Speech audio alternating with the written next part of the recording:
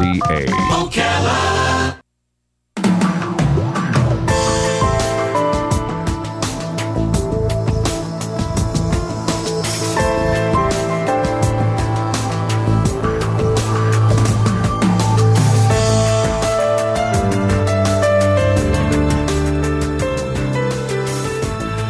6 minutes after 11 o'clock. Thank you for tuning in this Friday morning. Hope you're doing well.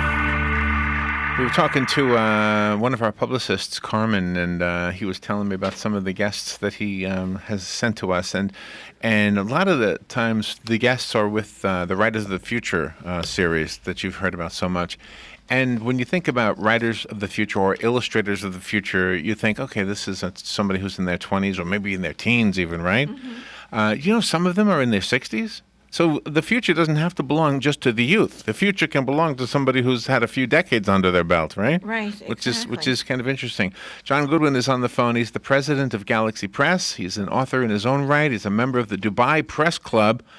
He is a science fiction writer. He's with the Science Fiction Writers of America, the Explorers Club, the Mystery Writers of America. He's a board member of the Friends of Hollywood Central Park. I think he's involved with the Christmas parade over there too, right? Yes, he is. The Hollywood Christmas parade? Yep. I seem to remember from years in the past. And we're talking about kind of all of those things, but the Writers of the Future, Volume 31 is probably where we'll go with this conversation. Let me make sure I got the right button. He's on a different phone today because of our problems. We have problems here. John, good morning. Good to hear from you again. Thank you very much. It's great to be back on the show. Where are you right now? I am just entered into California from Arizona. I'm going back from where I was yesterday in Phoenix, and I'm heading back to Los Angeles now, so I can get the final throes of a big dinner we're having, a fundraiser dinner for the Boys and Girls Clubs in the Hollywood Christmas Parade. So where were you? How far did you leave? Where'd you go for Thanksgiving dinner? All our family flew into northern Arizona, and so we drove there to say hello. So I left at, I think it was at 4 o'clock in the morning yesterday morning, drove there, arrived about 2 o'clock, and then we left this morning at about 5 and run our way back. Oh, wow. So are you okay driving and talking at the same time? Well, my wife's driving. Oh, your wife is driving. Okay. Oh, good. What highway are you on? I'm just trying to see if I've been there. Well, it's on Highway 10. Oh, okay. Yeah. It's just a straight shot to Los Angeles. Yeah. Gosh, I've taken that a few times myself. I kind of like that, especially that section you're on right now because, well, if you're from Florida and you're at that point, it's very exciting because you know you're almost there. Exactly. No, we're probably about an hour outside of Palm Springs. Oh my gosh! Yeah, one day I'll get back there. So it has I hope so. different feel to the air. So when we look at the future, I was telling this in the intro. I guess you heard me that it doesn't necessarily belong only to the youth. That's for sure. The Writers of the Future, which we've talked about before, is open to anyone who's not been professionally published. And what's great about it is that it's basically blind judging. So what you have is when a person enters the contest, their name is taken off, and all the judges see is the actual story. So we've had this last year, our grand prize winner just turned 60, and we've had winners as young as, not grand prizes, we've had contest winners as young as 20. So it's open to everybody, and we have entries from over 160 countries. So it truly is global in scope, and provides that means for an aspiring artist to really have their future open up for them. Wow.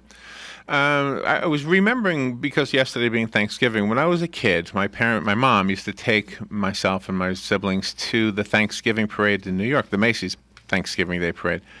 And we used to see all these singers and actors standing on floats, waving to people, singing sometimes. And my mother knew who they all were. I didn't know celebrities back then. I didn't it didn't occur to, if they weren't the Beatles, I didn't know who they were.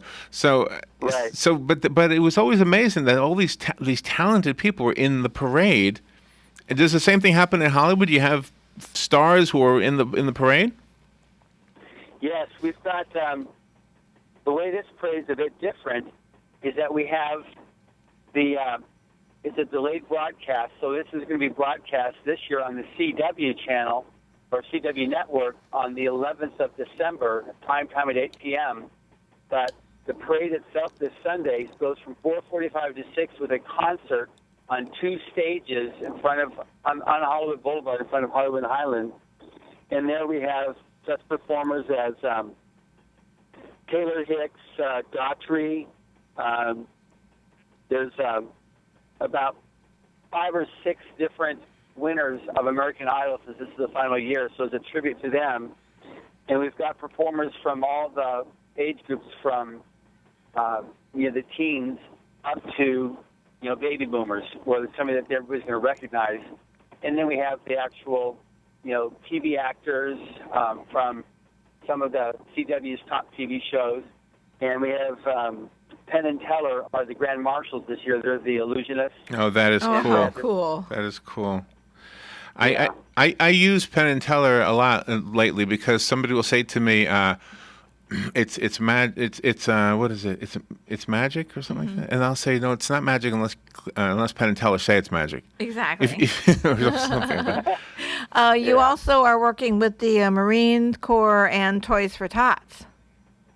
That's right, and this is it's the U.S. Marine Corps that actually kicks off the the parade, and then they close the parade. You got Santa Claus being escorted by a Marine and a sleigh with him, and this is the official start-off event for the Toys for Tots, which started in Southern California with the U.S. Marine Corps. So it's, Oh wow! it's actually appropriate that the Christmas parade is the kickoff for the season, and it's where the Marine Corps started with this program.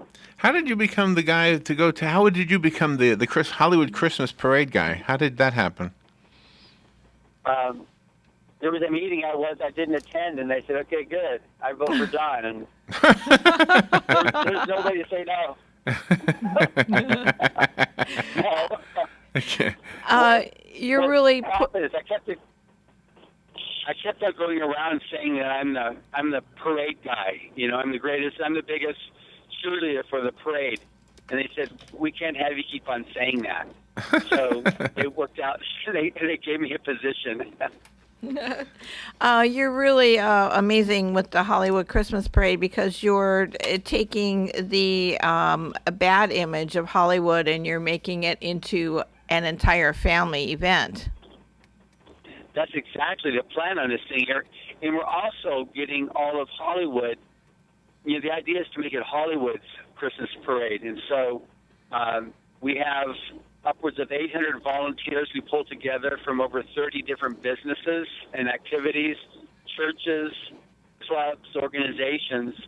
And it's something that, at least for that one day, everybody really comes together and celebrates what Hollywood actually should be, at least in my estimation. And so it started off when I was involved with the book publishing of Stories from the Golden Age. We wanted to enter the parade to have a big float so we could use that to promote our new release. And so from there we had our Captain Tom Bristol, which is the principal character out of Under the Black Ensign, which is one of the pirate stories written by L. Ron Hubbard during the 30s and 40s. And so with that, it continued to grow, and it was suggested, go with a balloon because it looks better on television. And because I was so excited about it, and so was the TV producer, we became good friends. And with our offices right at the start of the parade, we became the green room. And so this is, I think, our 4th year as the green room. And I said, after doing a lot of radio shows and talking about it and just saying, I'm just the biggest, cheerleader supporter for the parade, that's when it decided, okay, we need to give you a title. Oh wow! And wow. so, How You know wonderful. what comes to mind, John? I was thinking about this. That as a kid, Times Square in New York was a pretty happening place to be. But then as I got to be a teenager, I got to be a place nobody wanted to go to unless you wanted to look at naked women for a quarter, which I used. But then it got cleaned up, and in Hollywood it kind of had the same thing. It had its golden age, and then it kind of declined in a great way, and now it's Sure. back, right? Yeah, it's totally changed now. It was for a while. It was even being discussed. Can we just cut the parade length in half because it was so poorly attended? And now the whole route, which goes about 2.25 miles, is packed the whole line. It goes from Hollywood Boulevard in front of the Chinese Theater, in front of the Hollywood and Highland area, the Kodak Theater, what used to be the Kodak Theater, now the Dolby Theater, and it goes all the way along Hollywood Boulevard up to Vine, and then Vine up to Sunset, and then back on Sunset where it starts there. So it's a good route, but the whole thing is packed now, which is great. And last year we had a little bit of a hiccup with rain. Just Los Angeles and rain don't go well together. Right. It's But this year I just checked. Just driving back, I just looked at the forecast, and it'll be chilly, but it's going to be totally clear, which is great.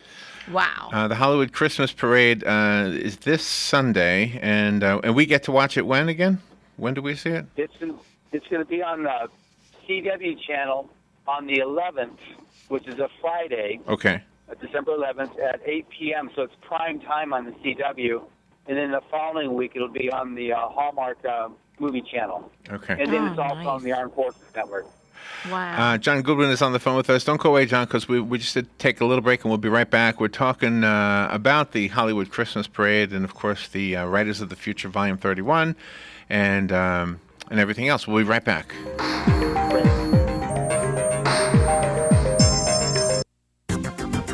The weather is brought to you by myfwc.com. Safe boating is no accident. Partly sunny and windy Friday with a shower in a couple of spots. High 78 to 80. Friday night, patchy clouds. A brief shower near the coast. Low 61 to 67. Breezy on Saturday with sunshine and some clouds. A stray shower along the coast. High 77 to 81. From the Florida Weather Center, I'm meteorologist Steve Travis.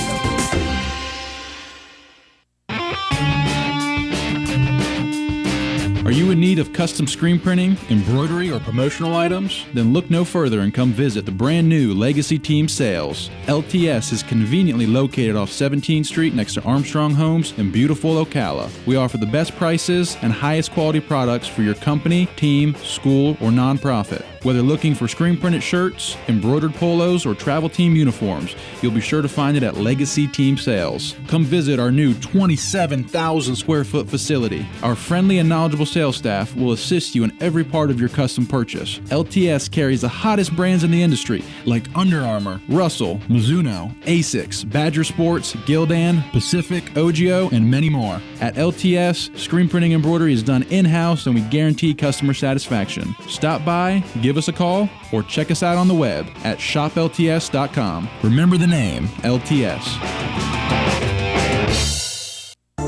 You've got a garden and we've got a show for you called You've Got a Garden with your host, Ann Baldwin. Carol Ann answers your questions about your flowers, your veggies, your grass, your trees, even questions about your bugs.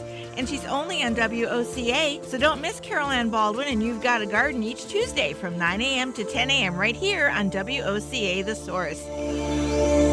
All right, 20 minutes after 11 o'clock. I'm a big fan of Penn and Teller, by the way. I don't know if I've ever expressed that. A couple times, I think I brought it up. I just Yes. love watching them. And I watched this thing, John Goodwin's on the phone, by the way. Yeah. I watched this thing where Teller was talking. I guess the act doesn't have to necessarily carry on to other parts of his life.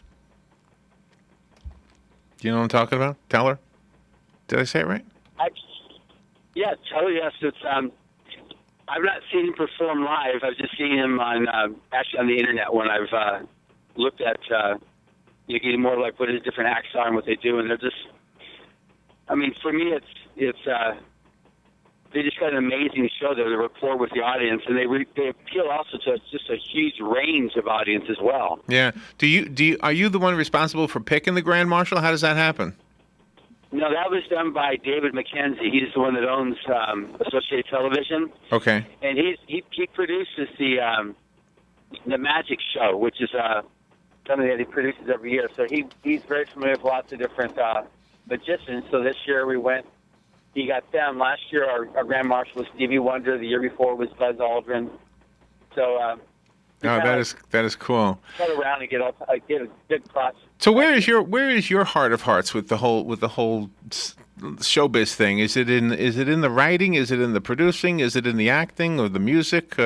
Where is your heart of hearts?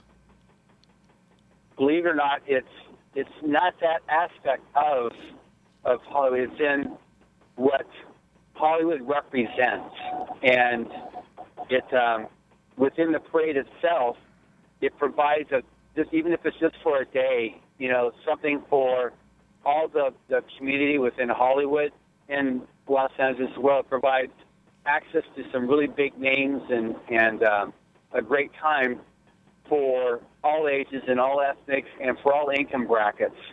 So you've got this an interesting fact in Hollywood. Most of the residents in Hollywood are lower income bracket. John, you still there? I'm here. Okay, you're breaking up a little bit. I know you're in the desert right now. Are there cell towers out in the desert? Hello? Yeah, can you hear me? I can hear you. Actually, okay, good. We're good. Okay. Does the Hollywood Christmas Parade have a specific theme every year, and do your floats and vehicles adhere to that theme? Yeah, the base is celebration of the season, and it's the main thing with that is, again, to get all of Hollywood together and to get the community together and to celebrate what Hollywood originally was, that original message and image of Hollywood. It sets a lot of direction for society and for the country. If a movie has someone dressing a certain way or a certain way of a house being decorated, guess what? That becomes a new style, a new hair, a new. So, if it goes in the direction of decadence or immorality, it also pushes that direction. So, what I'm trying to do with my contribution to the parade is push the direction of God, country, liberty, and that's kind of like really my interest in this and my involvement with the parade and what I do there, and knowing that this is an industry that I can reach a lot of people with that message. Wow, and that must be harder. It's easier to say that than to do that. I'm guessing you have to say no to certain things, certain entities, right? Yeah, correct. Yeah, and that's something that David and I very much share in terms of in importance. We're very pro-American, and so we're not into any. That's why we invite all the armed forces to participate, and we're very appreciative of what they do to maintain, what we have here in America. And it's open to all religions, or if you're atheist, it's open to an atheist too. It's open to to straight and gay alike. It's just for everyone to be able to appreciate each other. So it's about humanity and just appreciating each other, even if it's just for that one day. It's like, and with the recent happenings that have been occurring, like in Europe, we've definitely increased security. It's going to be much more police presence there just to ensure that it's good. But otherwise, the parade, we're expecting record turnout, and it's in Mother Nature looks to be on our side, which is really good. Oh, that's good. Yeah, that's good. Yes. Will a Penn and Teller be in a vehicle, or will they be high on a float? Where will they be doing their grand marshaling from? Well, they'll have a car that they'll go in, but they'll also they'll be doing an act on the red carpet in front of the the parade host. So they'll be doing one of their magical acts also for people to see. Oh, but how wonderful! Otherwise, they'll tour the parade in a fancy car. Oh. Is the Hollywood Central Park done, or is that in the works? It's in the works. We've got. It's been going through the various pre-procedures. It's an official project on LA City's docket. We're going for having the environmental impact report will be done early next year, and then we'll be able to, if all keeps on going like it's going right now, we look to be able to get into construction by 2017. Oh, wow. Wow. I hope to be able to see it then. 44-acre park, it says here. Yes, it's from the 101 freeway between Santa Monica Boulevard and Bronson, which is near Hollywood Boulevard, was dug as a trench. So it's about 24 feet deep. And so by putting a cap over it, it's not the first time it's been done. There's probably another 110, 120 cap parks throughout the United States. Okay. It'll be the biggest, but it's going to be a solution to an environmental problem that we have in California, specifically in Hollywood, where it's the least amount of green space of any area in California. Mm-hmm. So this will help handle that, which provides acreage for the kids. That's some place to play. It has a lot of societal improvements as well, because with some place for kids to hang out and play, there goes your gangs as a solution to nothing to do. There you go. It's just good all around. It's good all around. Really sounds wonderful. The fact that Thanksgiving is now behind you, I'm guessing that kind of you must have you were bogged down mentally. Am I right with Thanksgiving? Now the Christmas parade is you're full sails ahead, or whatever they say, right? Mm-hmm. Exactly. Whatever they say, exactly. You get to run around in a lot of great circles, being the president of Galaxy Press. Do you also publish other writers under their own names, or is it strictly Writers of the Future? Well, we publish all the fiction works of L. Ron Hubbard, and he was, in the 30s and 40s, he was one of the most popular writers of fiction in America. He used his own and many, many different pen names. Then in 1980, to celebrate 50 years as the writer, he wrote Battlefield Earth and then Mission Earth. And those have been what we've been focusing on republishing. We also publish Writers of the Future, which the 31st year just finished this past year. And that sees 12 new authors being introduced to the world of science fiction and fantasy in the professional life. And this year, Volume 31 hit the status of the national bestseller, which means that the 12 winner writers are now national best-selling authors. So that's a really nice That's thing, awesome. because that's part of the legacy and purpose of why Mr. Hubbard created the contest, and ensured that in his will that it would be continued to be endowed every year from his royalties. Wow. John, have a great parade and a great holiday season. Thank you for all you do for us. It's good to be able to call you a friend. I'm glad Mrs. Goodwin is driving safely, by the way. Yes. I'm very glad she's driving safely as well. What are you in? What kind of vehicle are you in? It's a Jeep. It's what we do when we do these longer trips. We just go rent a car because it makes it really easy that way. So it's really nice and comfortable, and we're just having ourselves a grand little drive, and I just drove through some rain actually outside the mountains here, but now it's all clearing up again.